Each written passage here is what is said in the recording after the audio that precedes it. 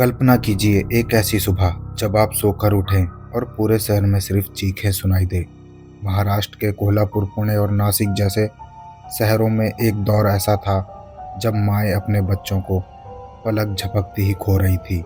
गलियों में सन्नाटा था क्योंकि एक ऐसी शैतानी ताकत सक्रिय थी जिसने ममता के आंचल को कफन बना दिया था। लोग सोचते थे कि कोई बच्चा चोर गिरोह है, लेकिन असलियत इससे कई ज़्यादा भयानक थी। इस खौफनाक खेल के पीछे हाथ था एक माँ और उसकी दो बेटियों का, अंजनाबाई, सीमा गावित और रेणुका सिंधे।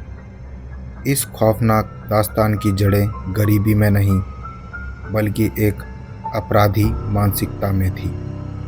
अंजनाबाई खुद एक सातिर चोर थी। उसने अपनी बेटियों को लोरियां नहीं सुनाई, बल्कि जेब काटने और पुलिस की नज़रों से बचने के तरीके सिखाए। रेणुका की शादी हो गई थी और उसका पति किरण सिंधे भी इस गिरोह का हिस्सा बन गया। ये लोग बाजारों और मंदिरों में घूमते थे और लोगों का सामान चुरा देते थे। लेकिन एक दिन रेणुका चोरी करते वक्त रंगे हाथों पकड़ी गई। भीड़ उसे पीटने ही वाली थी कि तभी उसने अपने पास मौजूद एक छोटे बच्चे को ढाल बना लिया। उसने बच्चे को इस तरह से भींचा कि वो रोने लगा और फिर नाटक शुरू किया कि वो एक मजबूर और बीमार माँ है। भीड़ का गुस्सा शांत हो गया और वो बच के निकल गई। बस यही वो पल था जिसने इन बहनों को डेथ सिस्टर्स बना दिया। अब उनका तरीका बदल चुका था। वो चोरी करने के लिए मासूम बच्चों का इस्तेमाल करने लगी। वो झुग्गी झोपड़ियों या बस स्टैंड के पास से बच्चों को उठाती थी। वो बच्चों को चॉकलेट, खिलौने या खाने का लालच देकर गायब कर देती थी। जब तक बच्चा शांत रहता और भीड़ में ढाल बनकर काम आता, वो उसे जिंदा रखती। लेकिन जैसे ही बच्चा रोने लगता या उनके काम में रुकावट बनता, वो उसे ऐसी दर्दनाक मौत देती थी कि पत्थर दिल इंसान भी रो पड़े। पुलिस रिकॉर्ड की माने तो उन्होंने करीब 13 बच्चों का अपहरण किया, जिनमें से 9 को तो अपनी सनक और गुस्से की भेंट चढ़ा दिया। उनकी दरिंदगी की कोई हद नहीं थी। एक बार सीमा ने एक छोटे बच्चे जिसका नाम शांता जी था, उसे सिर्फ इसीलिए मार दिया क्योंकि वो चुप नहीं हो रहा था। उसने उस मासूम के पैर पकड़े और उसका सिर लोहे के खंभे पर इतनी जोर से मारा कि बच्चे का भेजा बाहर आ गया। एक और मासूम बच्चे को तो उन्होंने सिनेमा हॉल के पास की दीवार पर पटक पटक कर मार डाला। वो बच्चों को मारने के बाद उनकी लाशों को कूड़े के ढेर या गंदे नालों में फेंक देती थी और अगले शिकार की तलाश में निकल जाती थी। उनके चेहरों पर ना तो कोई सिकन होती थी और ना ही कोई पछतावा। लेकिन पाप का घड़ा एक न एक दिन भरता जरूर है।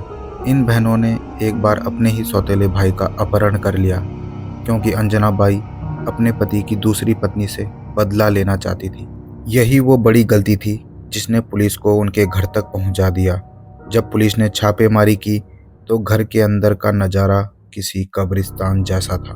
वहां दर्जनों छोटे बच्चों के पुराने कपड़े, जूते और टूटे हुए खिलौने मिले। ये उन मासूमों की आखिरी निशानियां थी जिन्हें इन बहनों ने मौत की नींद सुला दिया था। गिरफ्तारी के बाद जब केस चला तो रेणुका का पति किरण सिंधे टूट गया और उसने सरकारी गवाह बनकर सारी सच्चाई उगल दी। किरण सिंधे ने कोर्ट में गवाही दी कि कैसे ये बहनें बच्चों का कत्ल करते वक्त मुस्कुराती थी। 2001 में कोर्ट ने उन्हें फांसी की सज़ा सुनाई।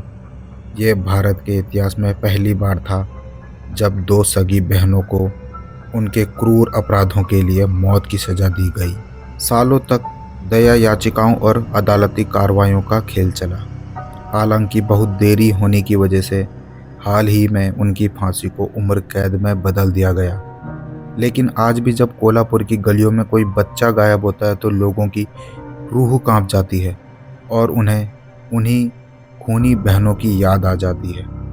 यह कहानी हमें सिखाती है कि शैतान कहीं बाहर से नहीं आता, कभी कभी वो इंसानी भेष में हमारे बीच में ही मौजूद होता है। दोस्तों, ऐसी ही रियल स्टोरी को सुनने के लिए प्लीज़ चैनल को सब्सक्राइब करें, वीडियो पे लाइक करें, कमेंट करें और शेयर ज़रूर करें। मिलता हूँ आपको अगली कहानी में, तब तक के लिए नमस्कार।